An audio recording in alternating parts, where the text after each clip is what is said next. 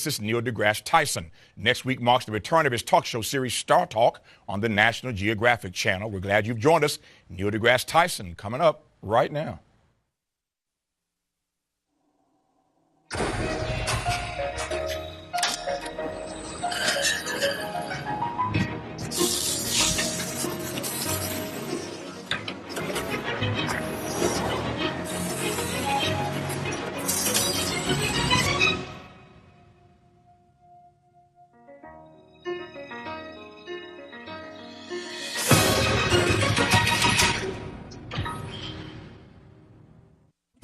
And by contributions to your PBS station from viewers like you.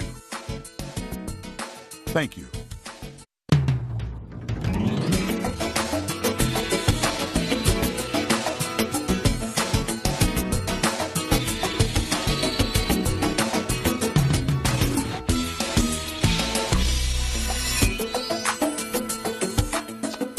Pleased to welcome Neil deGrasse Tyson back to this program. He joins us now to talk about the new season of his talk show, Star Talk, which premieres next month. You're obviously having fun doing this. Yeah. It's just reaching out to pop culture and exploring all the ways that science matters to people who you otherwise cared about for some other reason. Yeah. Let me ask you to set your humility aside just for a second and tell me what does it say about us as a society that a late night show about science on Nat Geo is actually working? Well, so it brings me such hope for the future of civilization. We didn't know this at the time until we looked back after the first season, and we said this is the first ever science talk show on television. And I realized, well, maybe it could only be that because of the strong pop culture dimension. So the main guests that I bring in, they're hewn from, you've heard of them. You know who they are. Even if you don't follow them, you know who they are. In my conversation, what we did was we inverted the model. So it would be like normally a journalist interviewing a scientist. But if you tune into that, you pretty much already know you like science. And we ask ourselves, how about the people who don't know they like science? Or better yet, the people who are pretty sure they don't like science. How would we ever get them to tune in? And we figured that the debate is we have an important pop culture person that you've heard of, that you care about, and then you follow them to the show, and then you hear a conversation about science and all the ways that science technology has impacted that person's livelihood. And that's where that comes from. And I have a co-host who's a professional comedian, not the one-liner comedian. Like, have you heard the one about that? There's a whole other category of comedians who are perceptive observers of culture and social cultural mores. And so they can interpret and contribute in ways that add a level of levity to the content. And so we just have fun the whole hour, but at the end of the hour, you learn something. Not that you are a bit of a stand-up comedian yourself, because you're a pretty funny guy. No, I think the universe is a hilarious place, that's all. And I'm just revealing that fact to whoever will listen. No, I raise that seriously because there is something, again, set your modesty aside. Or you don't have to. I'll just heap this praise on you. I'll heap it on you. I think anybody who's ever seen you on television, heard you on radio, seen you do a TED Talk, I mean, all these things that you have done so remarkably well, it's impossible to listen to you and not get pulled in, because you have figured out over the years of doing this how to make science sexy, how to make it funny, how to make it interesting, how not to make it boring. How did you, seriously, how did you perfect that craft? Well, thanks for noticing that. And I don't know that I did any of that on purpose or with a plan. What I would do is I'd be in the street or on an airplane typically, and people would see, this is early days before I would get recognized, and people would notice I'd be studying some cosmic thing, and then they'd start asking questions. Oh, do you study the universe? I say, yes. Well, tell me about the search for aliens, or the Big Bang, or the future of the universe, or the past of the universe, or are there multiple universes, and black holes, and wormholes, and time travel? And I would monitor the portfolio of questions that people harbored within them. And it was clear that they never had any other occasion to ask anybody these questions. Well, you don't see Negro Afrophysicist. I can't even say it. Walking around every day. That's why you can't ask. Who you gonna ask? Hey, Peebo. Hey, Bubba. I mean, who you gonna ask the question about Pluto? So they're just sort of they're contained within us all. And so I kept very good mental records of the kinds of questions people cared most about. Right.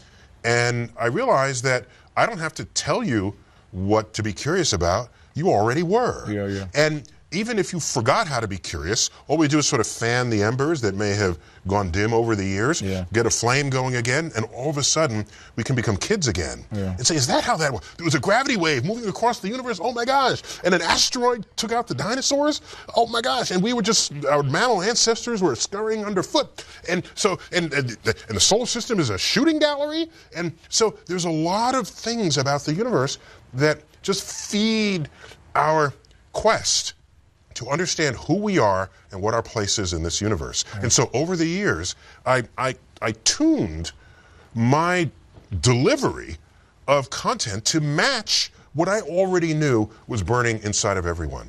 And so to the extent that you observe that, that's the extent to which I have attempted it. And thanks for noticing, because it means that it's a real thing. Well, but you've also done, you and your team have done a brilliant job, though, also of figuring out interesting subject matter to apply science to. So like a year or two ago, and you'll know exactly what I'm talking about because I've forgotten the exact occasion, but there was a big football game where the ball, the kicker missed the field goal. Okay, so you know what I'm talking about? Okay, I know and what you you're talked about the. Okay, take it away. You want me to do? You want me to? You want to go there? No, I went online and I went online. I was reading this online. I was fascinated by the way you explained this. Okay, so here's what happened. Okay, I'll give you the whole story because we got time. You're going to hear the story. It's PBS. Okay. Take it away. we got nothing but time. You got time. Yeah, go ahead. So, I turn on the TV and there's some movie I want to watch in 15 minutes. And I said, all right, I don't feel like doing anything else. Let me just sit here and channel surf. That's the thing. You channel surf. Then I came upon a playoff football game that ended in a tie, and they were going into a 15-minute overtime. So I said, all right, let me slip this in. All right, so I'm there, and I forgot who it was. It was the two teams. And there they go, and the exchange possession the first couple of times, and then it becomes sudden death. Sudden death. All right. So then it's basically whoever makes the first field goal. That's right. So I'm watching, and they're making it like at 50 yards. You don't get close enough to do that, right? So one of the teams is attempting like a 50-yard field goal. And I'm watching it, and there it goes. And everybody's all tense. And there it goes. As the ball tumbles, it hits the left upright and then goes through for the win. And I said, wait a minute. Let me check the orientation of that stadium. So I went online and I looked at the orientation, looked at the latitude on Earth, and I said, I said, this kick was aided by the rotation of the Earth. Because if you are airborne going north-south on the Earth, your trajectory is altered. That football shifted a third of an inch to the right because of the Coriolis forces of Earth, the same forces that send cyclones, hurricanes, into rotation, into counterclockwise rotation. It's the same phenomenon that would alter the path of a kicked ball. And so I tweeted that. I just thought maybe people might want to know, and I just stumbled. I'm just buying time for my movie, right? And so, but the fun part about it is I don't have to explain football to you. I don't have to explain the uprights or field goal. Exactly. That's the pop culture scaffold that you unwittingly bring to that tweet. And now I clad that scaffold with actual science. And caused a furor. That's what you did. You caused a furor. No, not on purpose. I'm just saying, just this is the reality of life. In this universe, we are touched by science in so many ways that is otherwise underappreciated. And with Star Talk, it's a conduit, I think, for people to gain access to the science that touches their lives. And by the way, while I have particular expertise, astrophysics, Star Talk is we got this biology, chemistry, and I bring in experts when that's needed and necessary to assist with this connectivity. I love you for what you do so well. I'm still mad at you about Pluto. That's another conversation. But I'm very impressed. You're wearing one of my ties. You got you see this? Oh my gosh! Look at you. Got the company tie on. Just because I love you and I love your work. And just to be clear, we designed that so that Pluto is up inside the knot. See that? If you count the planets, you're not going to get 9. I'm trying to help out Neil. He's still bashing my favorite Pluto, man. I tell you. Now it's like one of the big guys in the outer solar system. Okay. That was nice spin. Now it's like a really big fish in another kind of pond. So the stuff you just talked about is the kind of stuff that fascinates us about the way science impacts our lives. At this point in your life and your career, what kind of stuff is fascinating you? Well, so there's the intersection of the science and public interest. And so there's a list of things that will always titillate the public. And then there's stuff that just personally I'm interested in. But the public likes to know if we discover a planet that looks like Earth. All right, just, recently a planet was discovered, an Earth-like planet was discovered around a star. That alone today is not new news, all right? But this one is orbiting the closest star to the sun, Proxima Centauri. And there's the Alpha Centauri system is a multiple star system. You can see it from the southern hemisphere easily. It's a bright star system. But you go look at it with a telescope, it splits out into multiple stars. One of them, the nearest one, Proxima Centauri, has an Earth-like planet around it. So now, if you're going to make an inventory of planets you want to visit, that's probably going to be the highest one on the list. Problem is, spacecraft we have today, the fastest we've ever launched, if you put people on board that and aim it towards Proxima Centauri, it would take, 50,000 years to get there. Wow.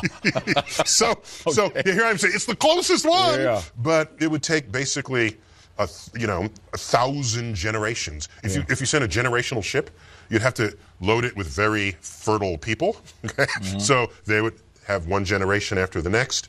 1,000 generations later, they would arrive. Who knows whether they would have evolved into some other kind of form of humans by then, because they're an isolated gene pool at that point. So that's an example of something that people totally care about. And also, there's the we don't know what dark matter is and dark energy is, and people like mysteries. Even if they don't fully comprehend it, they like knowing that scientists are staring dumbfounded into an abyss of ignorance, and that's what we are now.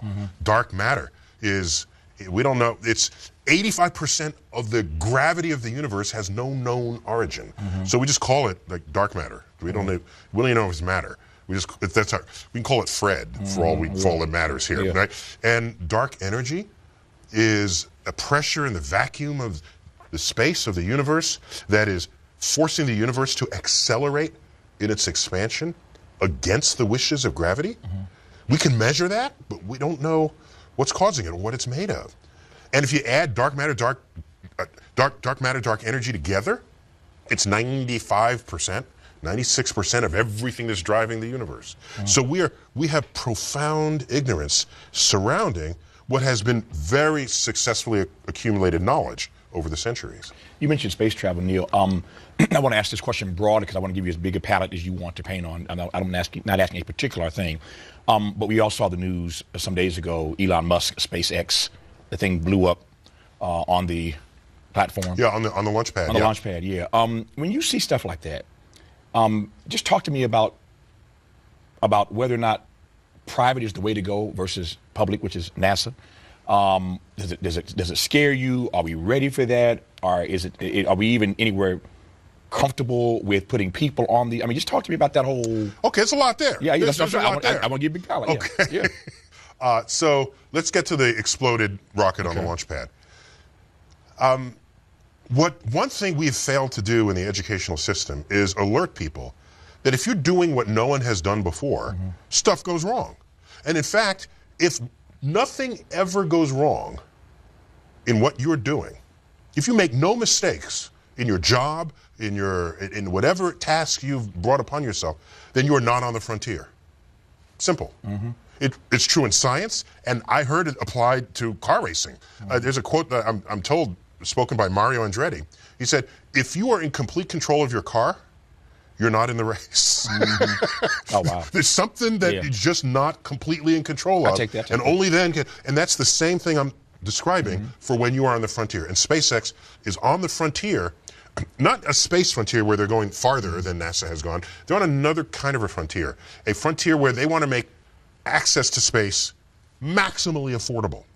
So that means they have to design their rockets differently from how anybody else had done it before, and they're going to be mistakes. So I see the explosion on the launch pad, and I say that is an occurrence that is rich with learning opportunities. It's not just a spin, it's real. Yeah. And it's, yes, it's a spectacular explosion because the whole rocket is filled with fuel.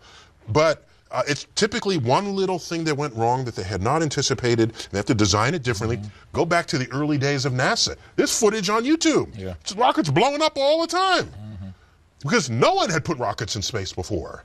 So now they're trying to do it in a whole new way. I'm going to expect that and more of it. Okay. So now, who's going to lead the frontier? Well, I take my cue from the history of civilization.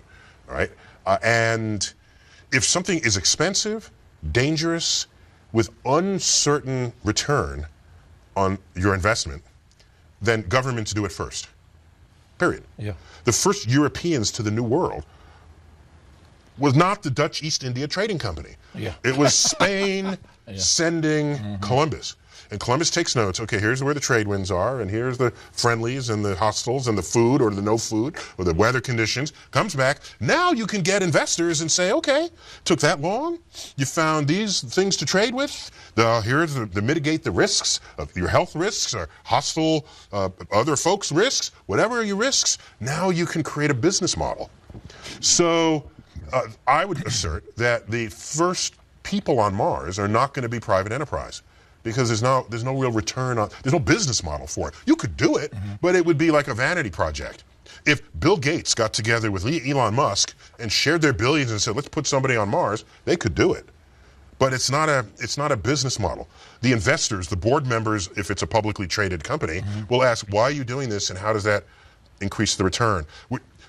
Business does not do that until they know there's a return on that investment. And so you'll always need NASA. But the moment NASA does something routinely, they should just pass it off. Right. So NASA had been going in a low Earth orbit, boldly going where hundreds have gone before. We've been doing that for like 40 years. I'm thinking, okay, NASA, all right, NASA, I want you to take me to a new place, please. One of those is we built a huge space station in orbit. That was a kind of an engineering frontier. But I'm a space guy. Take me to the next destination that's farther away than you've ever been before. So for my money, I would have had NASA seed as in CEDE, seed access to low Earth orbit to corporate enterprises while they put their money on the ever extended frontier. Let me do a 180, complete 180 on this. Sure. So the flip side to everything you've just said now is the area where I live, or have come to live, I think. I'm a new resident here, but I think I've come to live in this new space as I get older, where I have accepted the fact that part of being human means being willing to live with unanswered questions. Oh, of course. Oh my gosh. I wonder if I share that, but as a scientist, I don't get that you feel that way. Oh no, well, no. So that is a deep thought, and let me add some flesh to it. When you're a kid, your parents have all the answers, whether or not they do. And they're right all the time, too. And they're right all the time. They have all the answers. And you are full of questions. Exactly. And then there comes a time when you realize your parents don't have all the answers to the questions that you've posed. Not only that, you reach a point where you've posed questions where nobody has the answer. And this is a point of intellectual maturity that is terrifying. How could we not know the answer? How is that possible? What? How? And if you look through the history of unknowns in our culture, that is a fundamental role religion has played. Religion of all stripes. You go back to ancient Greece, we call it mythology, but it's really their religion, all right? Zeus and Neptune, not Neptune, Poseidon. And so there's a storm. I don't know anything about storms. I don't know anything about the Coriolis force or the ocean atmosphere connection or moisture and relative humidity. I don't know anything about any of that yet. Poseidon is angry. A lightning bolt hit. Zeus is angry. Those are my explanations, and I'm done.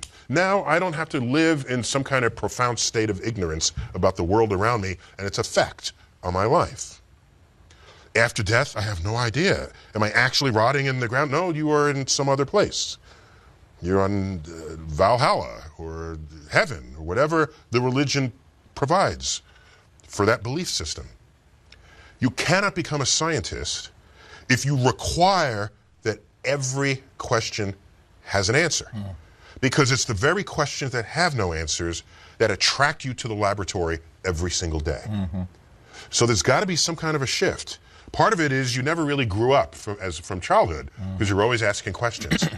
But you've successfully made the transition to say, here's a question, not only did my parents not know, nobody doesn't know. And I will then set up an entire lab just to find that answer. And when you do find that answer, that is one of the greatest moments that can happen in a scientist's life. What do you hope that viewers of Star Talk learn about themselves, which is to say, humanity? Yeah, that's a great perceptive question. I think, let me answer it slightly differently, but that's the question that's inspiring this response. I think most of us are trained in school to think of science as a subject over here. Oh, but I really care about history, so let me sidestep the science. I'll just learn history. I care about languages. I'm going to learn that's science over there. Let me step around it, above it, beneath it, across it. Let me take as few science classes as I can because I don't really care about science. We're somehow allowed to think that way about science as a subject. That course has a textbook. So you either buy the textbook or you don't, or you take the class and sell it back. As long as you keep thinking of science as just a subject, you somehow are given carte blanche to say, I don't care about that subject. I care about these subjects. But science is everywhere. It is in your human physiology. It is in your health. It is in the very technology that drives what we today call civilization. So no one should ever be given the freedom to just step away from science. They need to recognize that science is infused in every single thing we do. And Star Talk is our attempt to display that fact without it sounding like, well, here's your science lesson for today. Now take your medicine, and now you'll suffer, but you'll like me for it at the end. No, no. We are finding all the ways that you can celebrate the role of science in our lives. And it was working on the radio when we were birthed by a grant from the National Science Foundation. They said, yes, we like that experiment. And then it jumped Species to television. And it got 2 Emmy nominations in its first 2 years. And then we're jumping Species again. Seeing the book medium is this book is every page you turn to is like, yeah, that's a cool question. How did the show deal with that? And that's a funny way to think about it. And so we just want to plaster the universe with science. And you're doing it well. Star Talk has its new season premiering next Monday night on Nat Geo, the National Geographic Channel.